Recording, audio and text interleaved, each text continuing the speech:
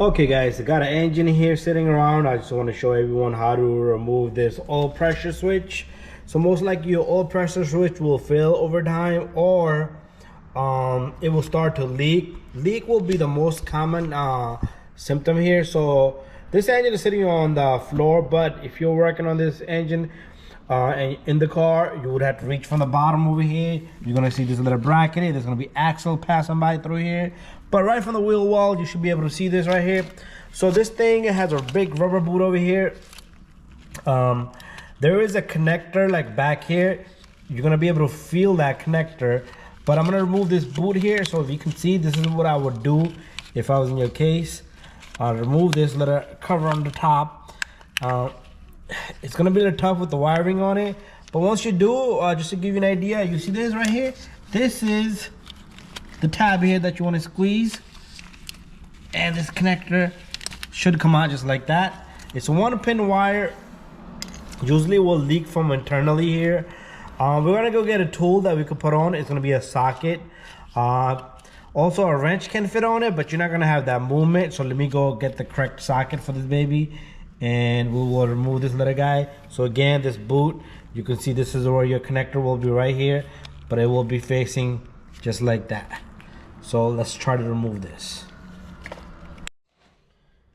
Okay, so what we got here is a 24mm socket here. That's what we're gonna put on, and this thing will fit perfectly on it. So counterclockwise, let me just get a better angle. You're gonna have the worst angle while this is in the car, so that's the problem you guys gonna have, but you should be able to manage it right from the bottom down here, just like that. Should be able to turn that, maybe use a little longer extension or a swivel, and it will come out. But this is what it is. So once it's loose, try to buy original sensor. Aftermarket crap, you don't want to mess with that, because you can, those things I put in, the thread doesn't match up. If it does match up, it's really stiff to begin with. So it's gonna have some type of coating on the front. So there's a part number here. Okay, there's no number here. Okay, I'm sorry, there's no number here. There is a number here, but I'm not able to read here, so I'll crow it out. But to put it back in, it's gonna have some kind of compound on this, so you don't have to do anything. And what you want to do is you want to get this back in the spot. You don't want to just keep going. You see how smooth this goes in?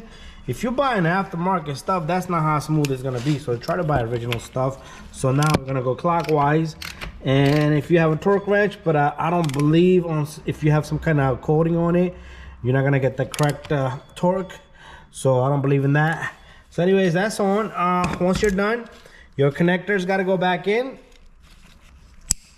And this rubber boot, most likely you won't be able to get it all with the wiring harness on it. You just can push it back. But like I said, if you follow this little slot, that's where your connector will be, okay? Pretty much. See this tab here? It was down there before. Now since we did movement, it's over here now.